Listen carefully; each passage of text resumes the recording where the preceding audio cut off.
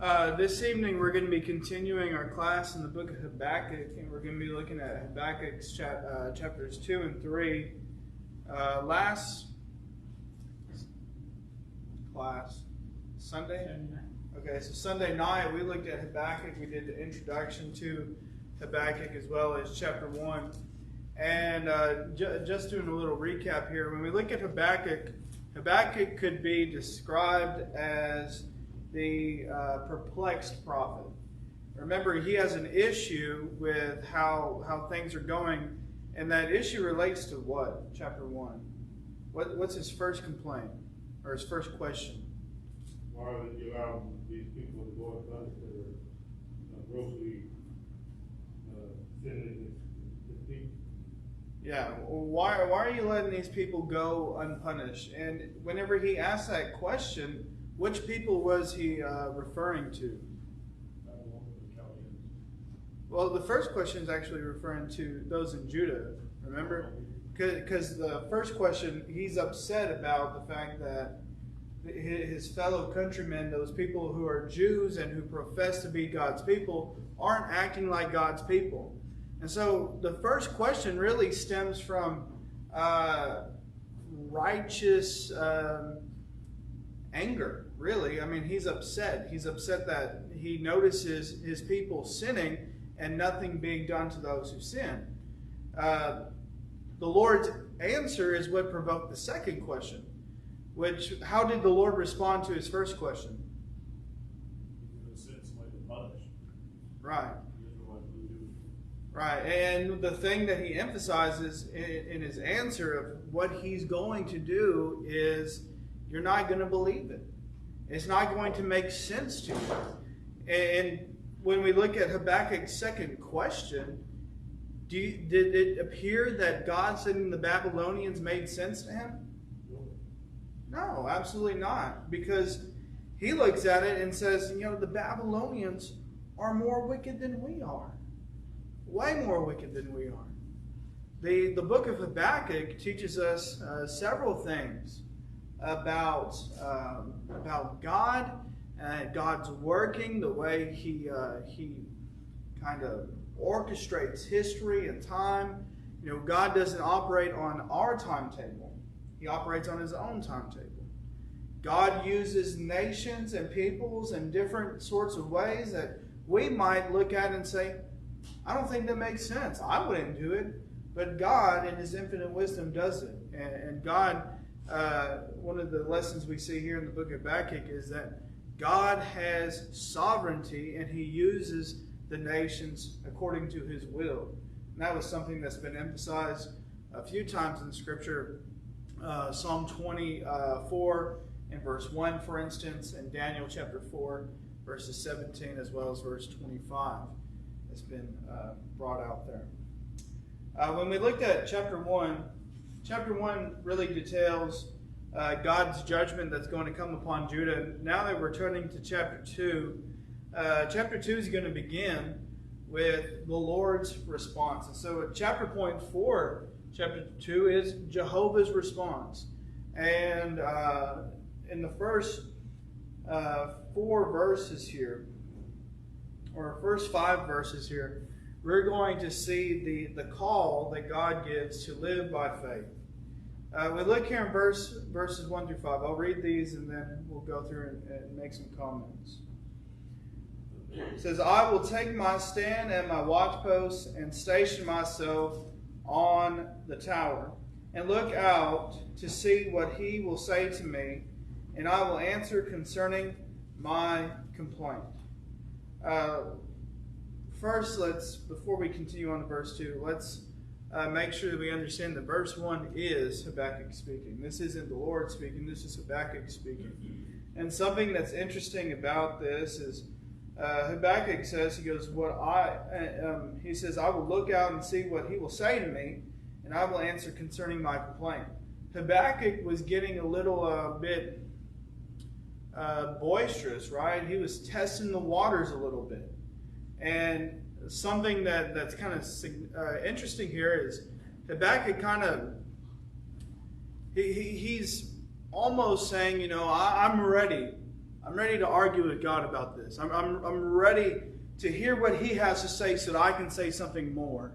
It's actually pretty opposite from what we saw with Job. Of course, Job did argue with God, but Job came to a realization, right? In Job 40 and verse 6, Job says, I've said too much. I'm going to put my hand over my mouth. Everything I'm saying, I'm about to eat it, right? And so it's the same thing with Habakkuk. Habakkuk's upset. It can be understood why he's upset. He's upset first because his countrymen are sinning, and second because God's plan doesn't make sense to him. And so he thinks he is in a position to argue with God, and he's not in a position to argue with God. And so let's look here at verses 2 through 5 and see what the Lord's response to what Habakkuk has said is.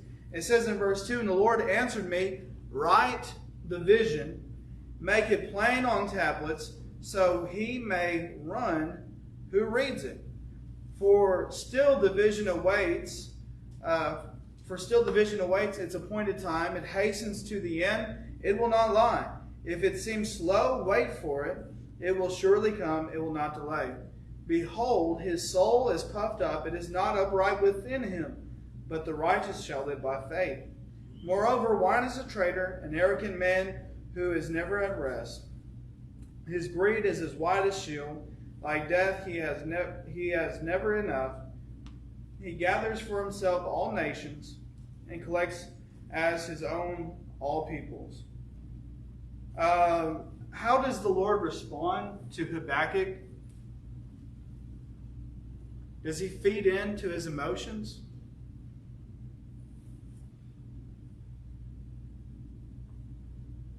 Not really, right? You don't see him feeding into his emotions. You don't see him trying to sympathize with Habakkuk and putting his arm around him saying, look, just bear with me here. Bear with me here. God doesn't have to petition us to bear with him. God has done so much in our lives, and he has provided so much change, so much positive change in our life, that we ought to listen to his voice and say, whatever is your will, I'm going to do it. And that's the expectation that God gives them. He says, write the vision. Make it plain. You keep doing what I'm going to tell you to do, Habakkuk. I know you're upset here, but don't go kicking against the goats. Don't turn against me now. Don't try to fight what's going on here. Just do as I'm telling you, and you're going to be able to see it more clearly later. You'll be able to see it more clearly later. And he mentions in verse 4, God's kind of talking about Habakkuk here. He says his soul is puffed up. What he's saying here is, you're getting a little bit too big for your britches here, Habakkuk. You need to settle back down. It is not upright within him. God's saying what you're doing isn't right. What you're doing, you don't have the authority to do. You're trying to contest with the Almighty here. You're trying to argue with me. That's not right. What's right, he says, is living by faith. My righteous shall live by faith. And this is a verse which we see expressed 3 different times, mentioned 3 different times in the New Testament. First place you have it is in Romans chapter 1 and verse 17, which, if you remember the context of Romans chapter 1 and verse 17, Paul is writing the church in Rome, and he is telling them that Jew and Gentile are equal. Jew and Gentile both need Christ. Jew and Gentile both need salvation, and they receive salvation in the same way through the same individual, Jesus Christ. And so in writing, the righteous shall live by faith. Chapter 1, he was specifically talking to the audience of the Jews. He's saying, look, I understand you're going to hear this. You have a heritage that runs deep with the Lord, right? You were God's chosen people. But now, my chosen people are more inclusive. It is a broader circle. It is a wider circle. And you have to be okay with that. Was that something that the Jews struggled with? Yeah, they struggled with it. And they failed at times to see it clearly. They failed at times to see God's plan clearly and allowing the Jews and the Gentiles. That's why Paul said in Ephesians chapter 3 that it is a mystery. It's a mystery. He called the gospel the mystery of God. And that is Jews and Gentiles being saved. Another context which we have is in Galatians chapter 3 and verse 11. In Galatians chapter 3 and verse 11, Paul again is talking about the law. And he's saying the law is over. Now the context with the Galatians is that you had Christians who were Greek, who were Gentile, who have turned back because of Judaizing teaching, and they have gone to follow Judaizing teaching, which was to make a mixture between Christianity and Judaism. And Paul was telling them, look, the law is dead. The law is finished. This has nothing to do with you. This has nothing to do with anyone now. And if you're righteous, if you want to be righteous, you're going to live in faith. You're going to do as I'm telling you. You're going to go on with the understanding that, Judaism, it doesn't matter to me. It's dead to me. Another context that it's found in is in Hebrews chapter 10 and verse 38. Hebrews chapter 10 and verse 38, you have the context there. The Hebrew writer is writing to Jewish Christians now who have turned back on the faith. They have continued on for a moment steadfastly, and then the heat got turned up on them, and they said, we don't want this anymore. We're going back home. We're going to go back to practicing Judaism. At least whenever I was practicing Judaism, people left me alone. At least whenever I was practicing Judaism, I had my family. Now they don't have those things as Christians. In chapter 10, the Hebrew writer talks about how they now dwell as Christians in a house and a kingdom which cannot be shaken. And then he says, the righteous shall live by faith. I understand that things are difficult right now. I understand that things are hard right now. I understand that the heat's been turned up on you. But if you're righteous, if you're godly, you're going to continue. And so it's kind of the same thing when we go back to Habakkuk. God is telling him, I know right now you do not understand. And I don't expect you to understand. But what I do expect of you is to live by faith. In 2 Corinthians chapter 5 and verse 7, Paul talked about the Christian, and he said, we do not walk by sight, we walk by faith. God's righteous individuals walk by faith. Are there evidences which back that faith? Absolutely. Absolutely. The Christian, for instance, doesn't believe a fairy tale. They believe in an occasion that happened and has been attested to by hundreds of people. 500 people bore witness of the resurrection of the resurrected Jesus Christ. Several people have written in history regarding the resurrected Jesus Christ. The Christian doesn't just aimlessly believe.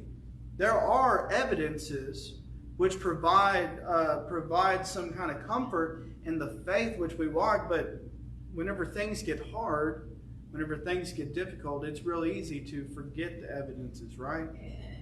It's real easy to doubt the evidences. It's real easy to say, I'm done with the evidences. That's not what the righteous does. The righteous walks by faith, lives by faith. Looking here at verse 5. Verse 5, I believe, is talking about now again the Chaldeans. And he's talking about the king of the Chaldeans. This is whenever I think God is going into the he's about to pronounce 5 different woes against the Chaldeans. And these different woes are mentioning their sins, the sins of the Chaldeans. And so God at this point in verse 5 is saying, look, I'm telling you, you're not going to believe. It's going to take a while for you to see it. I hope you end up seeing it clearly the way I want you to.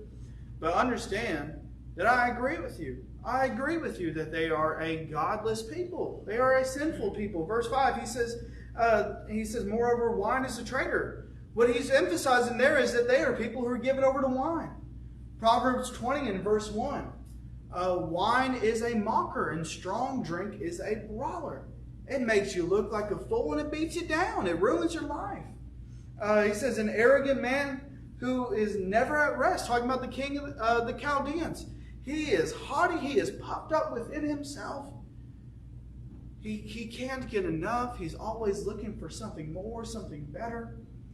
There's no satisfaction. His greed is as wide as Sheol.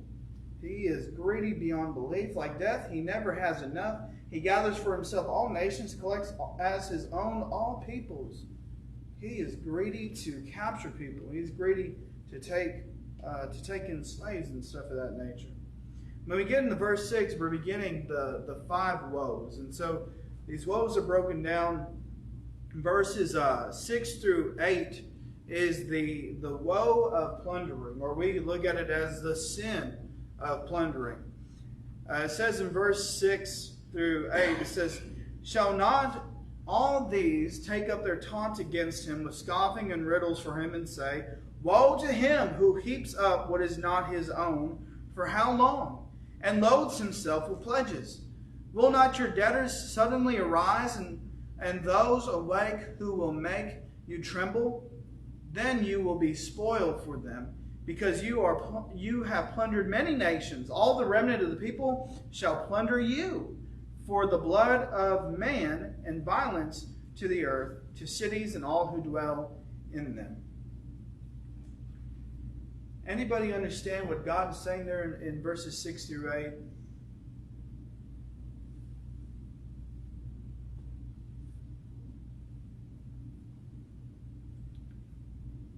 If you look at verses 6 and 7, God's highlighting their sin, right? He's saying, this is what you have done. And he's talking about the Chaldeans here. This is what you have done. You have taken people in heaps. You have plundered. Now in verse 8, he's talking about what he is going to do to them. Because you have plundered many nations, all the remnant of the people shall plunder you.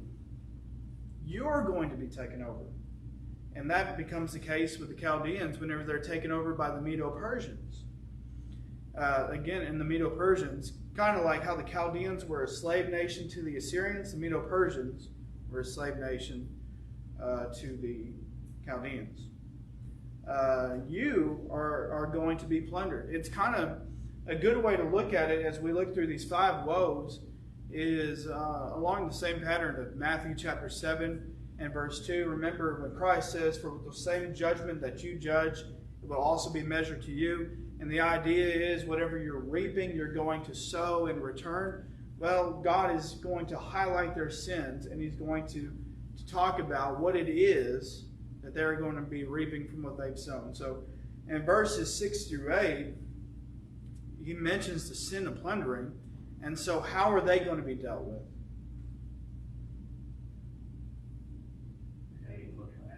They're going to be plundered. They're going to be plundered. Let's continue. But, Yeah. you know, we read through the Old Testament there where when the God's people went into war and stuff like that, didn't they plunder those that they conquered or that they beat? They absolutely did. It wasn't a sinful thing then. Right. In fact, they were told that they could do that and had to go through it. Yeah. I think here through time, they've done it to an excess of greed, I think, more than anything else. See what I'm thinking Somewhat. here? I think what makes it different, for instance, in Joshua chapter 6, the Israelites, they go in and they plunder Jericho. The command was to take all of the gold and all the costly things, and that those things would be devoted to the Lord. See, God was stripping the nations of their glory. Their glory was found in their riches. And those riches weren't being dispersed among the people. Those riches weren't going into, let's say, during the reign of David, if they were to conquest, those things weren't going into the treasury of David. Those things were going into the treasury of the Lord.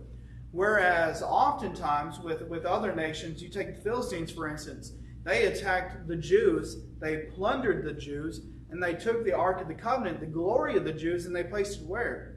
In the temple of Dagon, their god of war. And so I think with the plundering, what makes a difference is whenever the Jews plundered, the Jews didn't plunder for their glory. They didn't plunder to strip away the enemy's glory and bolster their own, but they stripped away what would be considered the glory of those nations' gods and gave it to the real God, Elohim, Jehovah. And so I think that's what makes a difference. And then also, as you said, just the excessive nature in which the nations began to plunder, I think has a lot to do with it as well. Because, you think about it, the Chaldeans are being chosen by God to punish these people. And then the Chaldeans are going to be punished in return? Well, why would that happen if the Chaldeans being the punisher is a righteous thing? The only logical reason is because they've overstepped their boundary in being the punisher. They've gone too far in their gruesomeness. And that is some things we're going to see in verses 12 through 14. Also, I understand what you're saying, but God used wicked people, wicked nations, to bring about His will. In the case here, He was going to punish His people. Whether the Babylonians plundered a little or overstepped the bound, He was just using a tool in His hand, Right? Yeah. to discipline His people, and He was going to still take His vengeance on them because they were ungodly, like back in the saints. So He was going Right. Again, they were just an instrument. That was all they were. Yeah. Yeah. Any other? Yeah. You see that in the destruction of Jerusalem also. He's telling people, be prepared. This is what's going to happen. When He's going to use the Roman soldier, He's going to destroy what was there by wicked people again. Yeah. Sometimes those nations are just God's instrument. Yeah. But what I was thinking or trying to communicate whenever I said, they overstepped their boundaries or whatever, is the purpose that they're being used for is a righteous thing, right? It's a righteous thing in of itself, and it's an opportunity for them to perform righteousness. The problem comes in the opportunity to perform righteousness, they don't achieve righteousness. That doesn't take away from the fact that God's just using the nations as an instrument, and doesn't take away from the fact that they're a godless nation and that they're going to be punished for their godlessness. But just kind of, I guess it's kind of an added count to their wickedness, I suppose, is what I was saying. Any other questions about that? 6 through 8? 9 through 11, you have the woe of covetousness. The woe of covetousness, or the sin of covetousness, which, by the way, Paul said in Ephesians chapter 4 that covetousness is idolatry. It's idolatry. He says here in verses 9 through 11, woe to him who gets evil gain for his house, to set his nest on high, to be safe from the reach of harm. You have devised shame for your house by cutting off many peoples. You have forfeited your life, for the stone will cry out from the wall, and the beam from the woodwork respond. So here, whenever we're talking about covetousness, a synonymous term for covetousness would be godless gain. Godless gain.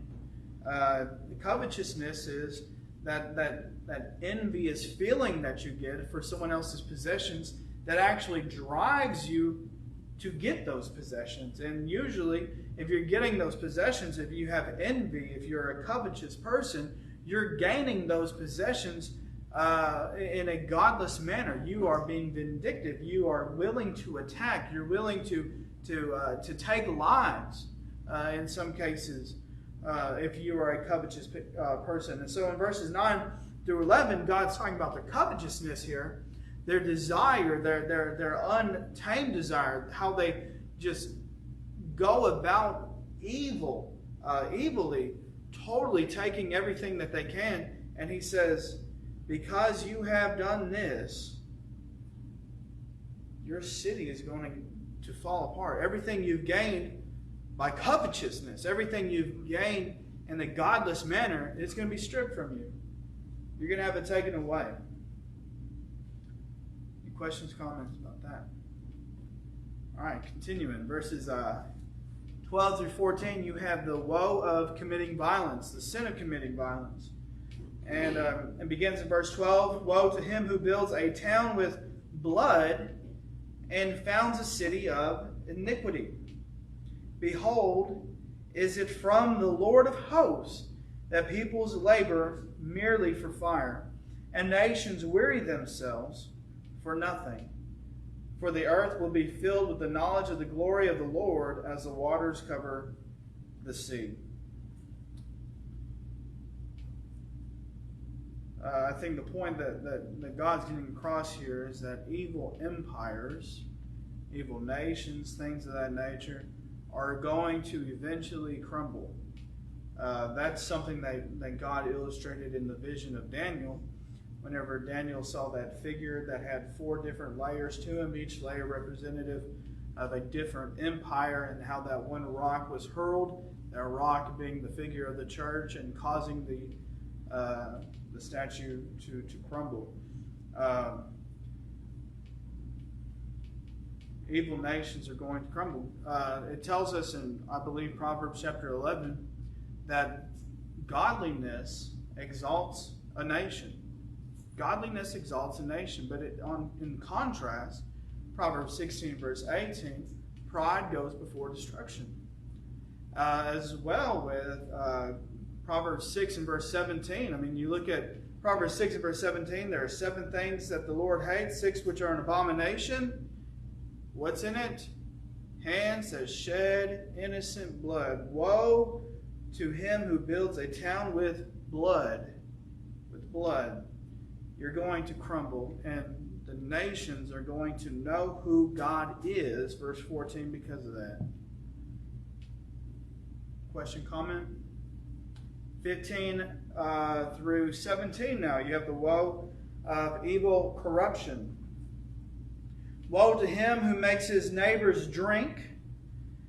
You pour out your wrath and make them drunk in order to gaze at their nakedness. You will have your fill of shame instead of glory. Drink yourself and show your uncircumcision. The cup in the Lord's right hand will come around to you, and utter shame will come upon your glory. The violence done to Lebanon will overwhelm you, as will the destruction of the beast that terrified them. For the blood of man and violence to the earth, to cities and all who dwell in them.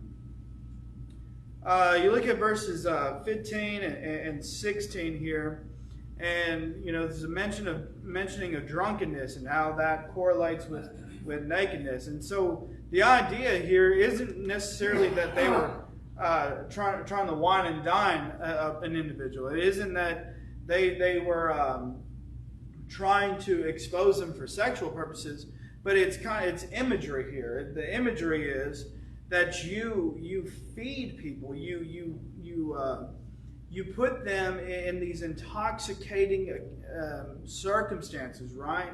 You delight different nations, for instance, so that they can trust you, and that you can come in and you can make their nakedness known. You can make them a shameful display to the world.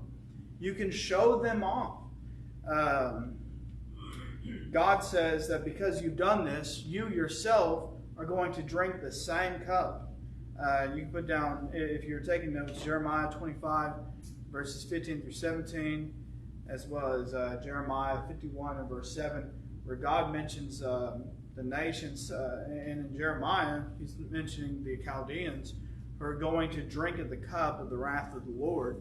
And the idea in verse 16, he's telling them, the cup's coming back to you, is that God's going to make them a shameful display. He's going to allow them to intoxicate their own minds. They're going to go about in victory. They're going to be an empire. They're going to be, as they perceive, strong. And then a remnant of nations whom they have enslaved are going to come and turn against them.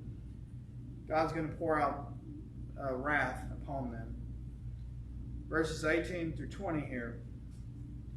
The woe of idolatry, the sin of idolatry. What profit is an idol when its maker has shaped it, a metal image, a teacher of lies? For its maker trusts in his own creation when he makes speechless idols. Woe to him who says to a wooden thing, awake, to a silent stone, arise. Can this teach? Behold, it is overlaid with gold and silver, and there is no breadth at all in it.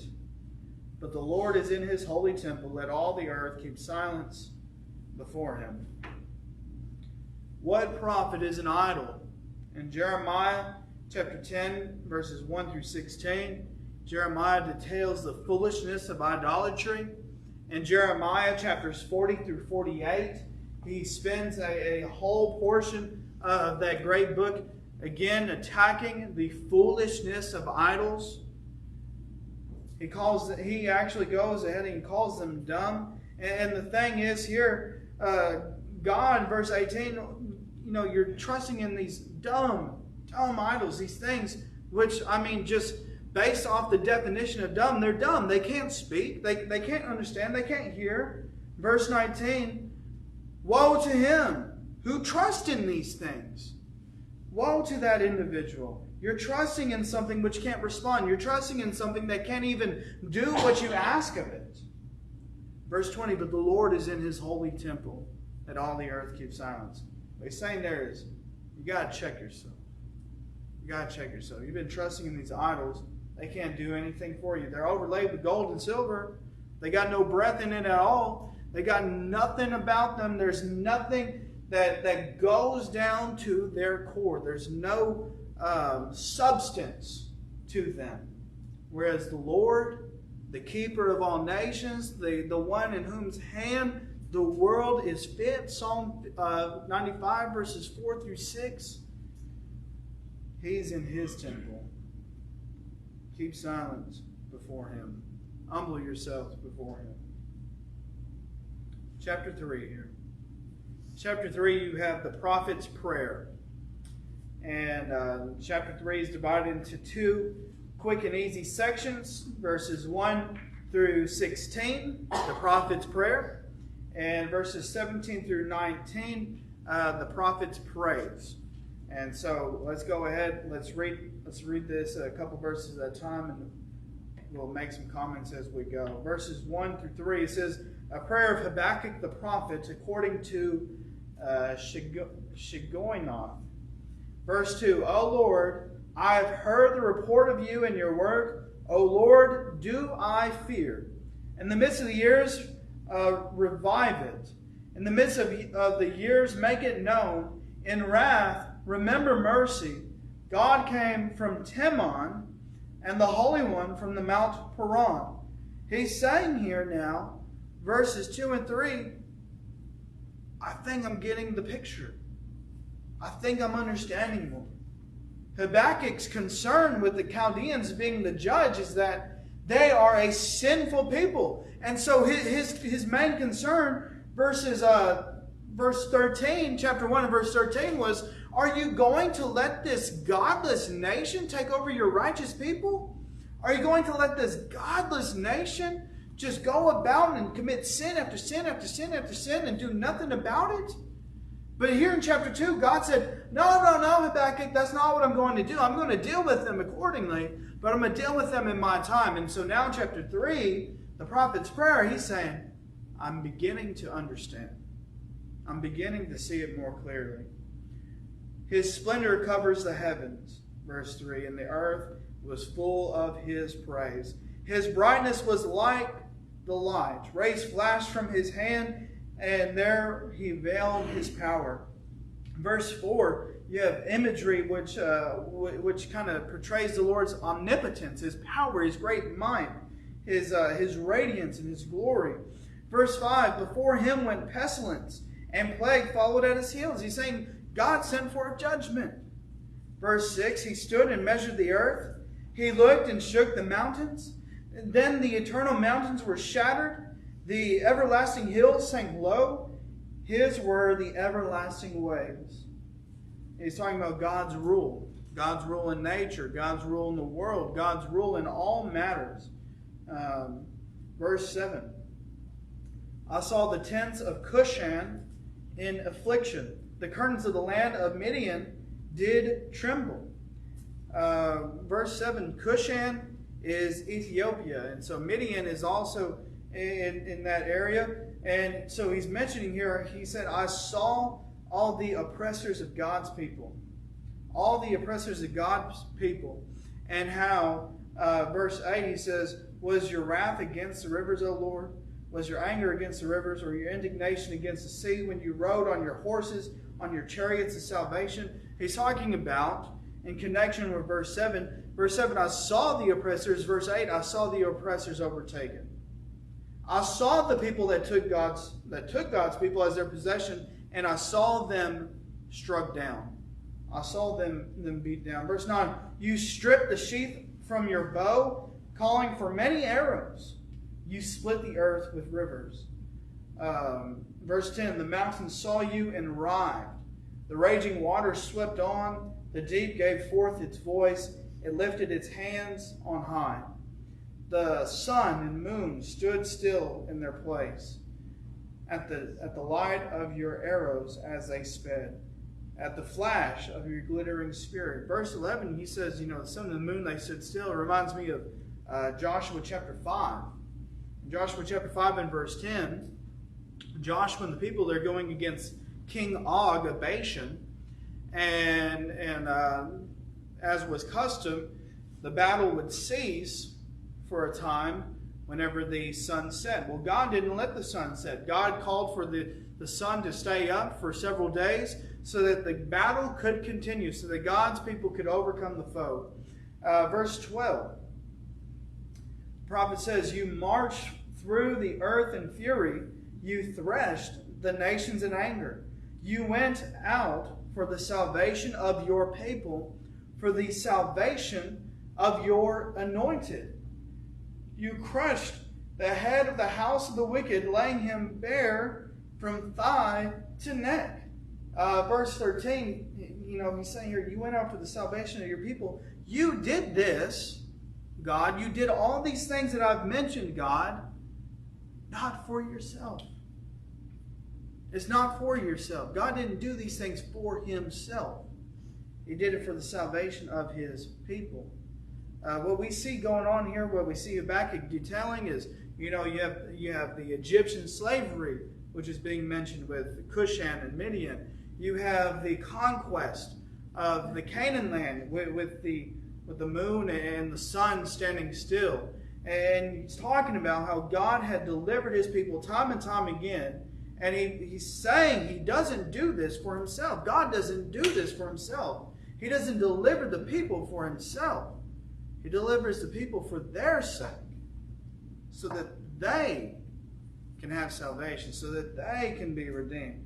He did it for them, and he did it for the anointed. The anointed there could be understood to be Jesus Christ. For the Savior you had preserved. I mean, you look in history, you look at the history of Egypt, or not of Egypt, but of the Jews. In Genesis 49 and verse 10, you have the prophecy concerning where the Messiah would come from. It says that the scepter was going to remain in Judah. And so now they go into Egyptian captivity. They're held there for 400 years. Then they are released by the hand of God. God makes a covenant with David some years later, 1,500 years later. And he makes a covenant with David with the expectation, or with the promise rather, that if they continue righteously, that kingship of Judah is going to last forever. Well, that kingship would refer to that kingship would be a messianic promise. It would go into the lineage of Christ. And so you look at all the different ways which God provided care for the people of Israel and the release from Egyptian captivity, and the provisions in the wilderness, and the conquest of Jordan, and the kingships of Israel, and the release from captivity, Babylonian captivity, all that. And then you go into Matthew chapter 1, where you find Jesus' genealogy, how he is of the tribe of Judah, and all this and the other. And you look at it and you go, well, what is the purpose for that? Is the purpose because God cared so much about the tribe of Judah? No, it's because he cared so much about the people, and he cared so much about the anointed one. that was going to be the Savior, that was going to save the nation. Verses 14 through 16 here. You pierced with his own hands the heads of his warriors who came in the whirlwind to scatter me, rejoicing as if to devour the poor in secret. You trampled the sea with your horses, the surging of mighty waters. Verse 16, I hear, my body trembles, my lips quiver at the sound, rottenness enters into my bones, my legs tremble beneath me, yet I will quietly wait for the day of trouble to come upon people who invade us. Habakkuk saying here, verses 14 through 16, I know what you can do. You know, there's the anxiety of knowing that there are people who are going to overcome me, and I have to wait for you to deal that punishment back onto them. But I can wait. I can bear it. I can be patient. Let's look here, verses 17 through 19. The prophet's praise. Though the fig tree should not blossom, nor fruit be on the vines, the produce of the olive fail, and the fields yield no food, the flock be cut off from the fold, and there be no herd in the stalls. Verse 17, even though there's complete destruction. Verse 18, yet I will rejoice in the Lord. I will take joy in the God of my salvation. Philippians 4 and verse 4, rejoice in the Lord always. And again I say rejoice. The words of a man who was in bounds. He was bound up, a prisoner, for preaching Christ. Philippians 4 verses 10 to 13, Paul talks about contentment. I know how to be brought down. I know how to be abased. I know how to be low. But I also know how to be built up. I know how to be content. Regardless of circumstance. Habakkuk saying here, I'm content. I will rejoice in the Lord. I will remain content. I'll complain no more. I'll be glad with the circumstances that the Lord has permitted me. Verse 19, God the Lord is my strength. He makes my feet like the deer's. He makes me tread on my high places. Isaiah 40 and verse 31 talks about those who trust in the Lord, how when they run, they should not grow weary. They will not faint. Instead, they will mount up with wings like eagles. They will continue on steadfastly. The point here is saying, verse 19, I trust in God. I will live by faith. Then it finishes the choir master with stringed instruments. The prophet's praise, verses 17 through 19, was the praise of the righteous. It was a praise that would fill the temple. It was the praise that would fill the hearts of all those individuals who, like Habakkuk, struggled with seeing God's plan. Who, like Habakkuk, struggled in seeing wickedness exist and God do nothing about it. Struggled with it being in their own nation and being in the nation that would judge them. But these were people like Habakkuk who, with understanding, with taking a moment to just hear the Lord out, came to a conclusion. He is still worthy to be praised. He is still my God. He is still the one whom I trust. And I will continue forever. Any comments or questions about the book of Habakkuk? If not, we're going to be dismissed in a word of prayer.